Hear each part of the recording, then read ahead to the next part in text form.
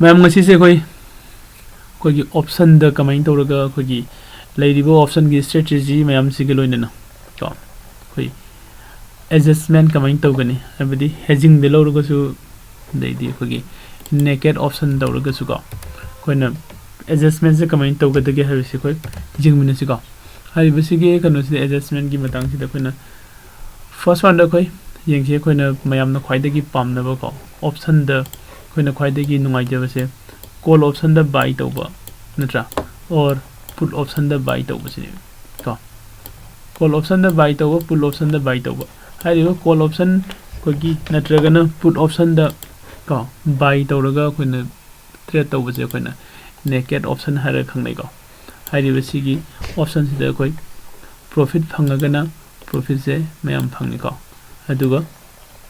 kano oiragana loss oiragana ko loss mayam asu oibasu yai ko ai bus maina khona sagi profit oi phangaga su mayam phangba loss phangaga su ai loss oiraga su mayam am oiba si matang sida koi no da chalaga jengse magi pay off chart ka kamai to jengse ko nifty 50 da jengse ko nifty 50 da gi December 8 ki expiry day later si loin sum ko bye okay the issue sidagi kano lere strike price me amako joji lai riba nifty 50 ki market se 18800 ni nata suppose 18800 sidai na no buy tawre lor se to lot ama buy tawre se okay lot ama se buy tawre adu aina lot ama buy taw matam sida ko aigi pay off chart makhada lere ko the pay off chart sina ko da high vi si kaina ha ga pay off chart sina ha se hai butre se nang logo matam da nangi profit unlimited hai bani unlimited adi nangi profit se ogani adu nangi loss ko nangi loss se limited ni loss se kya oidino ha ka da ko maximum da nangi loss ho ba jai se 7000 ko 32 hai bani hai badi masai ge ina trade low but the give amount pull up the loin 100% in loss of maximum the other sidagi hen the origo sidagi hen a kogi trading account the yoriba push up putting loss organ have the late or none the trade the sin give amount a secret none of the loss organ have the mathalom the hagalagadi mathalom the hagalagadi market in a sign call option the buy or lapnina mathalom the car I makagi agi profit ogani have ne the kaguma makhada kumagadi agi loss ne agi loss is the 7000 oirambasa si sayna adjust tawsila kanda minimize taw yagani have ko ado masagi sida kona lawrami ba kano se call option da ina buy tawri sida si 7000 khatani local loss oise ko kaguma ina sigi agi kano si se kadi we lowri batre che magi nasi masing hingaladi ko 10 loss kum lowra agadi tra 10 loss kum lowra agadi kamai to ge yengsi 10 loss lowra ko ding sagi 10 into 7000 70000 ai loss ore ko ai maximum profit undefined haibni sida market sina makharam na kum thrak pada ise loss fajan oige dori ai bihu di mathalom da ne ko adu market sina makharam na kum thrak pa matam da ai loss ai minimize kamai tawga ge haibni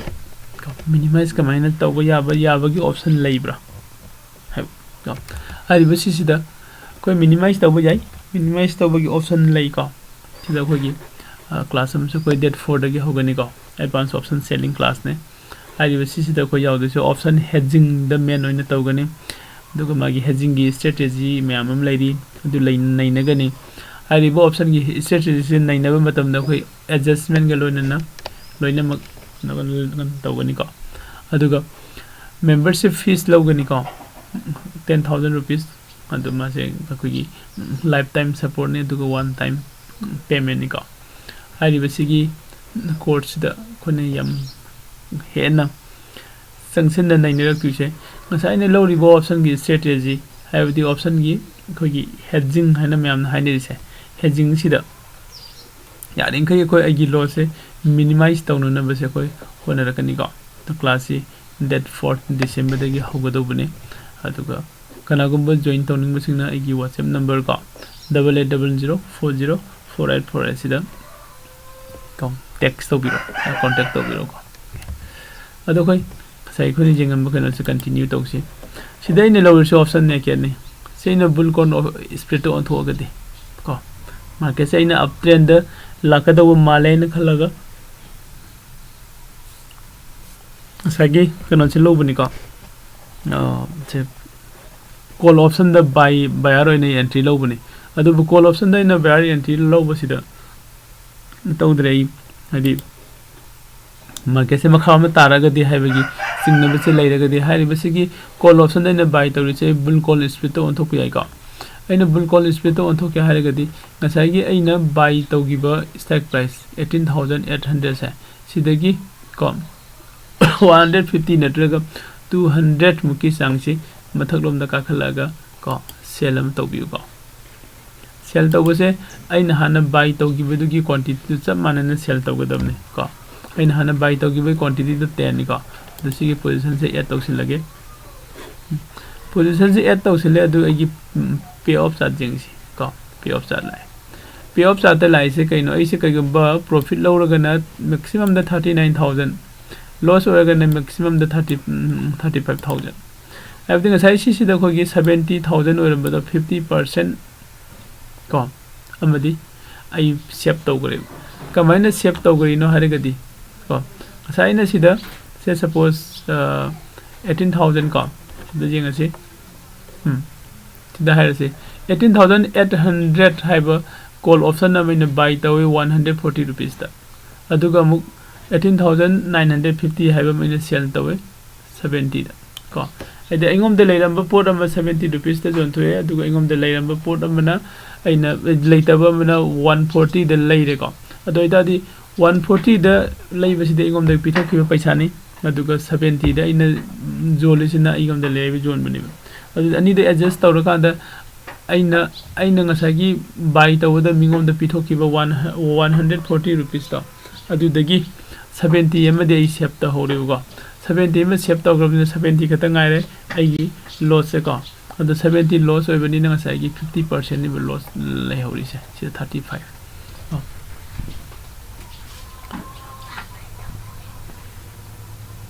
35 loss ngasai ni hogi 70 oirambade gi 35 adi 50% khaktang hojik se aigi loss oire 50% na madi ai kedogore save togore ko adu सिदा को ना ngसागी market से unlimited हारबद मथलोना काखला खांदा अदु unlimited तो खरे को zig 39000 खक्तंग the आगी profit से ओरनी कदावाय जगह द मार्केट सिना हाइगलागा स्वागी मफम जाव मतम द सि जगह से कदाय द यंगो 18900 एंड अबव जाव मतम द नंगी मैक्सिमम कोना सिनि प्रॉफिट सिनि फंगदुइ से को या को मैम अद ट्राइन तो खोना कइगम सिदा मु मार्केट से अइना मथकलोम द मार्केट से मथकलोम द कागनी हाइना इसे एंट्री से ट्रेड से लौबनी मार्केट से मथकलोम द काखलकनी अप टू अंदर लाकने इन ट्रेड से लौबनी अदुबु लाइबक थीबे दगे दि आइगी कनोसिगी अगेंस्ट द मार्केट से लागा मखारोम द हाइदरेब मार्केट से न मखारोम द हाइदरको मतम सिदा को आई करी तौगदगे हाइबनी को सिदा आई करी तौगदगे कांदा ngसागी सिगी मागी खोगी बॉर्डर से जौसिलक नत्रगा हाइदरक हौरकपगी सोइदन मार्केट से मखारोम द कुमग दौरे हाइबगी खोई खंगक मतम जे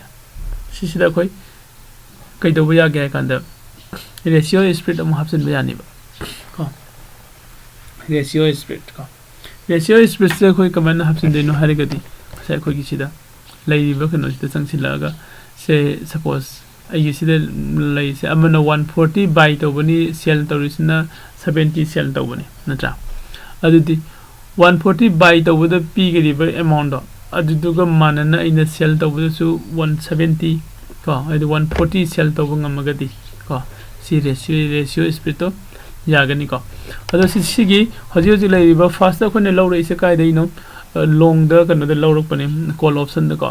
कॉल ऑप्शन द खो ट्रेड तौरकपनि बायर ओइना अदि मतुंग द मु सी लॉस ओइदनबा हाइना खोना लॉस तो यामना याम ओइदनबा मिनिमाइज तौबो यानबा हाइना मु खोना मु कइदौरे बुल कॉल स्प्लिट मु कमु ऑनथोए अदु बुल कॉल स्प्लिट सिदा मु कइगम मार्केट से मखारम न कुमगदी मखाम द कुम ग कोई कई तब यागे कंद रेशियो स्प्लिट अम अप्लाई तौसिलगा को आईगी सिगी 35,000 minus 35,000 loss oigadobuse asi amuk hena adi sep tawbodo minimize amuk amu hena tawbo ngambra jengsi haibagini laise ko kone ratio split hapsin lakise ado koi hapsin si jengsi kasai sida koina kano se 10 lots buy tawgibini 10 lots sell tawgibini saman ko ratio split lakse gadi si sida ngasai gi 10 lots koina sell tawrise sisa सिगी premium से फिर मानना बस भी कहता हूँ premium से 140 नहीं दुगो सीधे 70 नहीं तो तो सिसु 140 की चांगदे लान के हरे गति सीधा कोई ना क्वांटिटी से को 10 नंबर का हाफ लदे 20 ताने को इनसे 45 जस्ट अभी ये ऐसे है कि maximum profit 75,000 okay maximum profit 75,000 karma matam da phangdi nei harake maximum loss undefined karma matam dai maximum loss oidui no su harake ko agi probability of profit 79 sain chakhale ko hari basi ki threats da first dai na call option buy tawram bani call option buy tawdu da magi loss oiriba saruk se kitang minimize taw ge na bull call space mo thwe adi matung da bull call space lauraga leira matung da ko market से मखारम कुम धरे market से मखारम कुम धरकबदई आई loss 35,000 की near द maximum द loss होगदो से कमाइन अमु मिनिमाइज तब यागदगे हाइबसे मु जेंग अकांसिदा को सिदा लाखपनि हाइदि हुजिकी रेशियो स्प्लिट से मु तोक्सिनबनि को ओके अदो बुलकोन स्प्लिट त खोइना रेशियो स्प्लिट नट्रगे एनी एडजस्टमेंट करम मतम तौगनी हारिगदि मार्केट तुना नंगी against the laga makaram the hydra na loss oiba hori natra loss oigedore have matam da koi adjustment pi gani ba ko adu hari basi ki adjustment toro matung da koi gi lakhai se kaino market se na ngasai gi lai riba kano sidagi loss oiri nangi loss oiri ba jaga sidagi makaram da sum kum da gare ba sum kum garga su kum ning mo kai kum gro ko nangi profit se matum ko 175 dinang loss oidare ba sida loss oidare 175 rupees adi zero loss hairasi 175 rupees ida lai garne ba kumning kai kum garo adu ojik market to soide lai mani lower si market sin ke tang haigalaga slightly haigalaga masagi si sida ko gi say suppose soide lower si ko 18,900 ki soi sida market sin expiry period natraga som da haigala bu ko sigi manak soide haigala ado itadi nam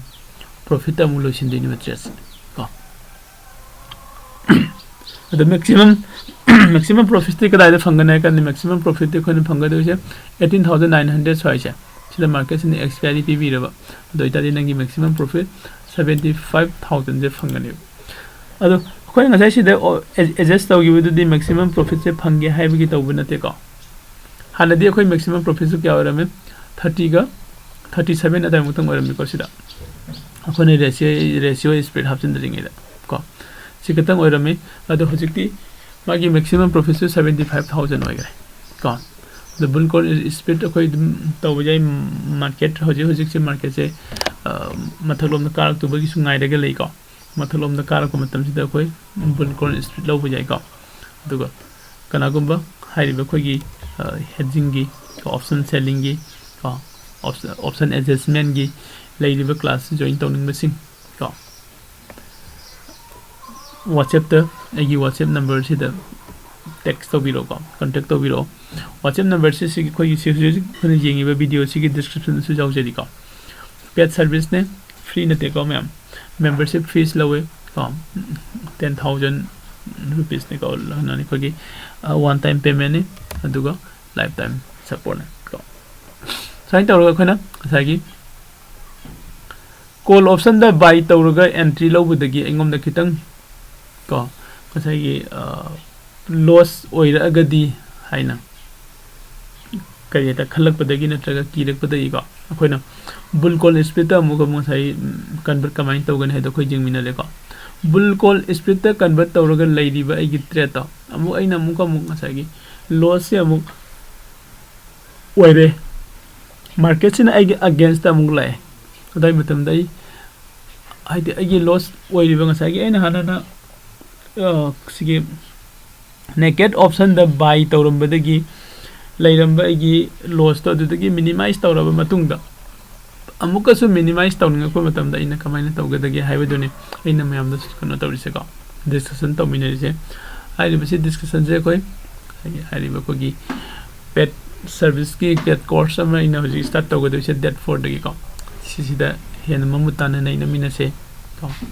live ꯇ꯭ꯔꯦꯠꯁꯨ ꯇꯧꯃꯤꯟꯅꯁꯤ ꯀꯣ ꯃꯌꯥꯝ ꯉꯁꯥꯏꯒꯤ date 4ꯗꯒꯤ ꯍꯧꯒꯗꯧꯔꯤꯕ ꯀ꯭ꯂꯥꯁꯁꯤ